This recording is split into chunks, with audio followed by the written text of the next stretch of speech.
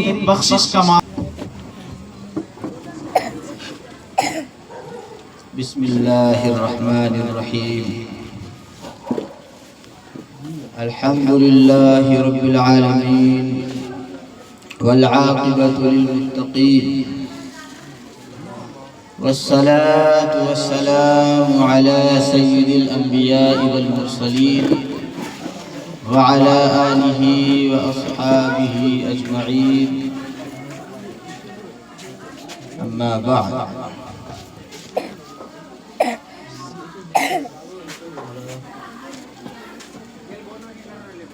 جینے کے لیے ہاتھ میں قرآن بہت ہے، جینے کے لیے ہاتھ میں قرآن بہت ہے، اور اسلام پہ مرنے کو مسلمان بہت ہے۔ جینے کے لیے ہاتھ میں قرآن بہت ہے، اسلام پہ مرنے کو مسلمان بہت ہے، اور تاریخ نے دیکھے ہیں بدلتے ہوئے منظر، تاریخ نے دیکھے ہیں بدلتے ہوئے منظر، بس 313 کا مسلمان بہت ہے، بس 313 کا مسلمان بہت ہے۔ اور تم لوگ نہ رہنا کبھی طاقت کے نشے میں، تم لوگ نہ رہنا کبھی طاقت کے نشے میں، کمزور سے ایمان کا نگہبان بہت ہے۔ اور شاعر کہتا ہے کچھ ضروری تو نہیں جان بچائے رکھنا، کچھ ضروری تو نہیں جان بچائے رکھنا، جان سے بڑھ کر ہے ایمان بچائے رکھنا۔ کچھ ضروری تو نہیں کچھ ضروری تو نہیں جان بچائے رکھنا، جان سے بڑھ کر ہے ایمان بچائے رکھنا۔ اور یاد رکھنا ہے یہ اسلاف کی تاکید ہمیں، یاد رکھنا ہے یہ اسلاف کی تاکید ہمیں، عافیت چاہو تو قرآن بچائے رکھنا، عافیت چاہو تو قرآن بچائے رکھنا۔ محترم بزرگوں، میرے بھائیوں اور دوستوں، سب چیز گر رہا ہے کیا بات؟ چل سٹارٹ کر۔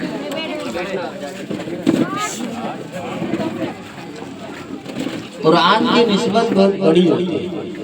اگر قرآن کی نسبت پہ حافظ قرآن کے اعجاز کے لیے ہم لوگ بیٹھے ہوئے ہیں، اور حافظ قرآن کتنی محنت سے حفظ کرتا ہے، سامنے سڑی رہے، ابے ویڈیو بنا رہی ہے بے، تب جا کر اسے 30 پارہ یاد ہے۔ اور ہم لوگ آج قرآن کے لیے بیٹھے ہوئے، سامنے آ کے بیٹھنے ٹھنڈی لگے چاہے بھوک لگے، ابھی مولانا میرا سب کہہ رہے تھے کہ بھوک کی وجہ سے 2 دن 3 دن 4 دن ہمارے کو صلاح پہ پٹک پٹک کے زیادہ بول بھی تو ہم لوگ یہاں پر بیٹھے ہوئے کس لیے کہ ایک بچہ حافظ قرآن بنا ہے، تو اس کی حوصلہ افزائی کے لیے ہم لوگ ایک پروگرام کریں گے، اس کے اعجاز کے لیے بیٹھیں گے، تاکہ دوسرے بچوں کا بھی حوصلہ بڑھے گا، جذبہ بڑھے گا، اس کے دل کے اندر بھی شوق پیدا ہو جائے گا کہ فلاں بچہ حافظ بنا تھا، میرا فلاں دوست حافظ بنا تھا، اس کے گھر والوں نے اتنا اچھا پروگرام کیا تھا اور اتنے لوگ جمع ہوئے تھے، اس کی تعریف ہوئی تھی، توصیف ہوئی تھی، ہم بھی حافظ قرآن بنے۔ آخرت کا جو اجر ملنا ہے وہ تو بہت بڑا ہے۔ لیکن دنیا بچہ کچھ نہیں جانتا ہے، بچہ کو جو نظر آتا ہے وہی دیکھتا ہے۔ تو ہم لوگ قرآن کی نسبت پر بیٹھے ہوئے ہیں، تو یہ محفل قرآن کی نسبت کی وجہ سے بہت بڑی ہے، اسی لیے بھوک لگے چاہے ٹھنڈی لگے بیٹھنا چاہیے جب تک پروگرام ختم نہ ہو، جب تک پروگرام ختم نہ ہو بیٹھنا چاہیے، چاہے 12 بج جائے۔ کھانے کے لیے تھوڑی ہے، کھانا تو انتظام کیا گھر والوں نے کہ بھائی چلو میلاد ہوگا، پروگرام ہوگا، کھانے کا بھی ٹائم ہو جائے گا تو کھانا بنا دیتے ہیں۔ لیکن جمع کس لیے ہوئے ہیں؟ میلاد النبی سننے کے لیے جمع کیوں ہوئے ہیں؟ ایک حافظ قرآن کا حوصلہ بڑھانے کے لیے جمع کیوں ہوئے ہیں؟ علماء کرام کا بیان سننے کے لیے، اس لیے تھوڑی آئے ہیں کھانے کے لیے۔ کھانا تو ہر آدمی کے گھر میں بنا ہوا ہے، ارے بنا ہوا کہ نہیں بنا ہوا، یا بنتا ہے کہ نہیں بنتا؟ قرآن کے لیے آئے، قرآن کی نسبت کے لیے آئے ہیں۔ ایک بھی آدمی بغیر پروگرام کرتے ہوئے نہیں اٹھنا چاہیے، کوئی اٹھ جائے گا سمجھ جائیں گے قرآن سے اس کی محبت کتنی ہے. نہیں اٹھنی چاہیے، ماحول خراب ہو جاتا ہے. اور یہ بھی سمجھ میں آ جاتا ہے کہ اس کو کتنی دلچسپی ہے. اسی لیے پروگرام سنیے. قرآن کی نسبت بہت بڑی ہے. قرآن کی وجہ سے بیٹھیں گے، آپ کا بیٹھنا ضائع نہیں ہوگا. ایک کپڑا ہوتا ہے، پھٹا چوٹا کپڑا ہوتا ہے، کہیں گرا ہوا رہتا ہے، آدمی دیکھتا ہے اسے نہیں اٹھاتا. کوئی ہوگا عام سا کپڑا، لیکن ایک کپڑا ہے جو جزدان کی طرح بنا ہوا ہے، جزدان ہے، کہیں گرا ہوا ہے، کوئی آدمی دیکھے گا تو اسے گرا ہوا چھوڑے گا؟ وہ بھی کپڑا ہے لیکن معلوم ہے کہ یہ جزدان ہے. کیا ہے؟ جزدان ہے. اس کپڑے کی نسبت قرآن سے ہے. معلوم ہے کہ ہے تو کپڑا، لیکن یہ کپڑا کیوں ہے؟ یہ کپڑا قرآن کو اس میں رکھنے کے لیے بنایا گیا ہے.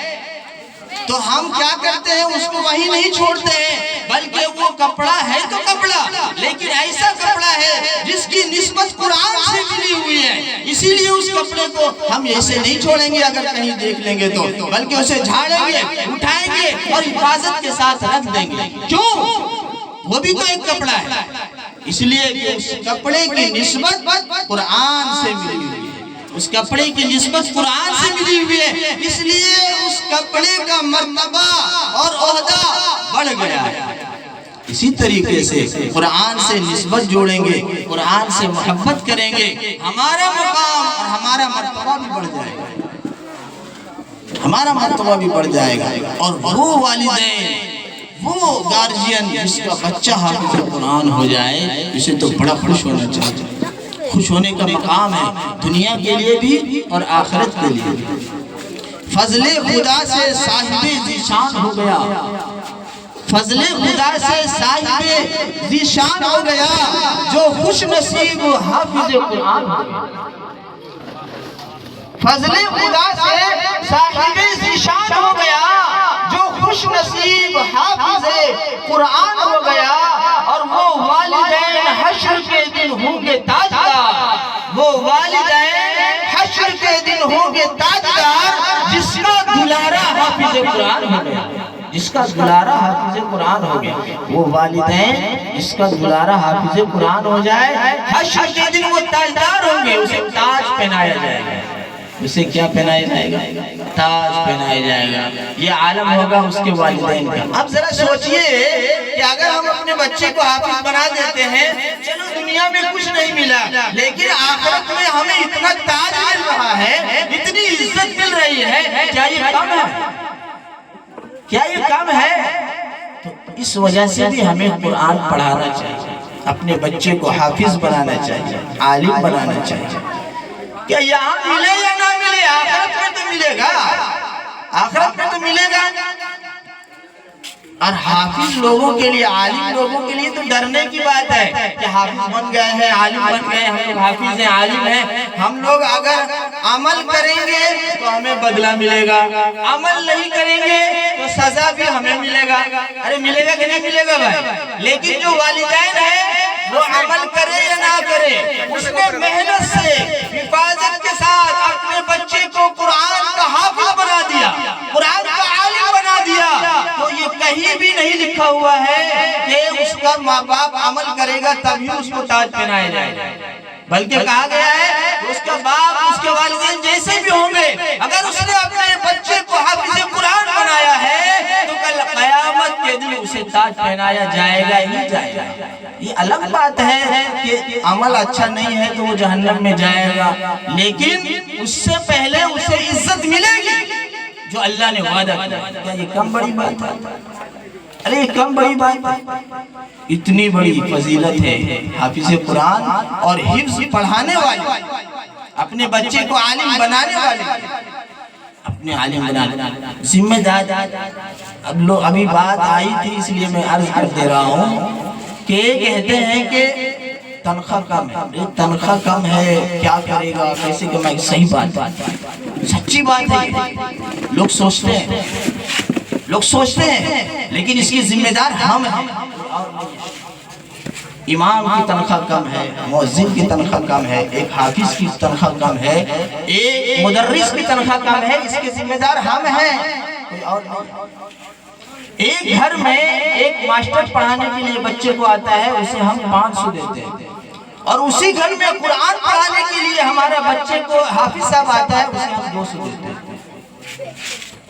ہم وہ بھی پڑھا رہے ہیں، یہ بھی پڑھا رہے ہیں، تو مرتبہ کون گھٹایا؟ ہم نے گھٹایا، ہم نے گھٹایا۔ بچہ جب قرآن شروع کرتا ہے تو والدین کو کتنا خوش ہونا چاہیے، میرا بچہ قرآن پڑھنے والا ہے۔ جب قرآن بچہ، آپ والدین ہیں، گارجین ہیں، آپ نے اپنے بچے کو قرآن پڑھنا سکھا دیا، جب تک وہ بچہ قرآن پڑھے گا آپ دنیا سے چلے جائیں گے، اور آپ کا بچہ حیات میں رہے گا۔ آپ کا بچہ جب تک قرآن پڑھے گا آپ کو اس کو قرآن پڑھنے کا ثواب ملتا رہے گا، قیامت تک ملتا رہے گا۔ کتنی بڑی بات ہے بتائیے۔ اب آپ کا بچہ قرآن پڑھنا سیکھ گیا تو آپ کو کتنی خوشی ہونی چاہیے، ہونی چاہیے کہ نہیں ہونی چاہیے؟ لیکن کتنی خوشی ہوتی ہے جانتے ہیں؟ حافظ صاحب بولتے ہیں کہ آپ کا بچہ قرآن شروع کر رہا ہے، تو کہتا ہے حافظ صاحب شروع کرائے کتنا لگے گا؟ تو کہتا ہے 200 لے لیجئے گا حافظ صاحب۔ بتلائیے، پوری زندگی کے لیے قرآن پڑھنا سکھایا، 2 سال 3 سال کی محنت کی، الف با پکڑ پکڑ کے پڑھنا سکھایا، زندگی بھر کے لیے قرآن پڑھنا سکھایا، اور ہم پوچھتے ہیں حافظ صاحب 200 لے لیجئے گا۔ ارے ہونا تو یہ چاہیے کہ سونے سے وزن کر دینا چاہیے اس حافظ صاحب کو، اس مدرس کو، اس استاذ کو پوچھنا نہیں چاہیے، اتنا دینا چاہیے کہ حافظ صاحب خود خوش ہو جاتا۔ پوچھتے ہیں 200 روپے لے لیجئے۔ یہ رویہ کس نے اختیار کیا ہے؟ کسی دوسرے نے؟ ہم نے۔ قرآن کی قدر و منزلت کو کس نے گھٹایا؟ دوسرے نے؟ ہم نے گھٹایا۔ ہمارا بچہ قرآن شروع کرتا ہے، ہمیں خوشی نہیں ہوتی، بولتے ہیں حافظ صاحب گاجا بھیج دو تو چلتا ہو۔ ارے بھائی گاجا، ارے خوشی سے تو پورے بستے میں رسگلہ بانٹنا چاہیے، ایک نہیں دو، بلکہ کوئی اگر کہیں پیٹ بھر کے تو پیٹ بھر کے کھلانا چاہیے کہ کھاؤ جتنا کھانا ہے کھاؤ۔ آج میرا کلیجہ چوڑا ہو گیا ہے، میرا بچہ قرآن پڑھنا سیکھ گیا، کھاؤ جتنا کھانا ہے کھاؤ، میں اپنی ساری دولت اٹھانے کو تیار ہوں۔ یہ جذبہ ہونا چاہیے، یہ حوصلہ ہونا چاہیے۔ ان پوچھتے ہیں کیا گاجا بھیجتے ہیں چل جائے گا؟ اچھا نہیں چلے گا، اچھا ٹھیک ہے حافظ صاحب جلیبی لا، لگ رہا بہت بڑا احسان ہے، جلیبی لا۔ بہت ہو گیا تو حافظ صاحب کے لیے الگ سے 2 رسگلہ بھیج دیا۔ حافظ صاحب اس کے بعد 2 مرتبہ بولے گا حافظ صاحب 2 رسگلہ بھیج دیے تھے، مل لو۔ یہ ہے قرآن کی کتنی فضیلت ہے، کتنی فضیلت ہے کہ کل قیامت میں آپ کو تاج پہنایا جائے گا، اور آپ کیا کر رہے ہیں؟ ہم اور آپ کیا کر رہے ہیں اس کے ساتھ دنیا کے اندر؟ کتنی عزت کر رہے ہیں، کتنی عزت کر رہے ہیں؟ ایک قرآن، ایک حافظ قرآن کی عزت کے لیے، اکرام کے لیے، تعریف کے لیے، توصیف کے لیے یہ پروگرام منعقد کیا گیا ہے، اور لوگ اٹھ کے جا رہے ہیں۔ نہیں سنیں، بھوک لگ رہی ہے بہت پیٹ میں، لگ رہا ہے کہ کبھی کھانا نصیب نہیں۔ میرے بھائیو، یہ جو ہم گن گاتے ہیں کیا کھائے گا، کیا کمائے گا، تنخواہ نہیں، صحیح ہے تنخواہ نہیں ہے، کون نہیں دیتا ہے تنخواہ؟ ہم اور آپ موبائل میں ہر مہینے 350 کا ریچارج کرائیں گے، کیوں؟ تاکہ 5G چلے گا ہر مہینے، لیکن امام کی تنخواہ کے لیے وصولی کے لیے پہنچے گا کتنا ہے بھائی؟ سالانہ 150۔ اگر کسی دن انجمن نے طے کر دیا کہ 200 دینا ہوگا تو بوال رکھا ہوا ہے 50 روپے بڑھا دیں۔ ارے بھائی امام کے لیے سال میں آپ سے 150 مانگ رہا ہے اور آپ اس میں سوال کر رہے ہیں، اور ہر مہینے 350 کا ریچارج کرنے کا ہوگا۔ غریب ہے آدمی، ایک گھر میں 5 موبائل ہے اور 5 موبائل میں 350 کا ریچارج ہو رہا ہے، کیوں؟ تاکہ 5G چلے گا، یوٹیوب دیکھیں گے، ریل دیکھیں گے۔ لیکن امام کو دینے کے لیے اگر آپ کا صدر پہنچ جاتا ہے، انجمن کا آدمی پہنچ جاتا ہے کہ 150 روپے دیجئے، تو سوال کریں گے کہ 50 روپے بڑھ گئے۔ یہ رویہ کون اختیار کیا؟ ہم نے اور آپ۔ ہم نے اگر اس طریقے سے 350 کا ریچارج کرتے ہیں، اگر 100 روپیہ بھی ہر مہینے ہم دینا شروع کر دیں گے تو آپ کے مسجد کے امام کی تنخواہ 50,000 ہو جائے گی۔ 50,000 اگر 100 روپیہ بھی ہر آدمی دے گا، ہوگا کہ نہیں صدر صاحب؟ ہر مہینے اگر ہر گھر سے 100 روپیہ بھی دے دیا تو آپ کے امام کی تنخواہ 50,000 ہو جائے گی، اور ہر کوئی یہ خواہش کرے گا کہ میں بھی اپنے بچے کو امام بناؤں گا، حافظ بناؤں گا، تاکہ ہمارا بھی بچہ 50,000 کمائے۔ لیکن ہم دیتے ہیں کتنا؟ پورا بستی مل کر کتنا دیتے ہیں؟ 8,000۔ کون پڑھائے گا؟ کون پڑھائے گا؟ اس کے ذمہ دار کون ہے؟ ہم ہیں اور آپ ہیں، ورنہ تو اللہ نے تو اس کا مقام اور مرتبہ بہت بلند کیا ہے۔ میں بہت ہی تعریف اور توصیف کروں گا جناب مسلم صاحب کو، جنہوں نے ایسے ماحول میں جب ہر کوئی سوچتا ہے کہ میرا بچہ 30,000 کمائے گا، میرا بچہ 50,000 کمائے گا،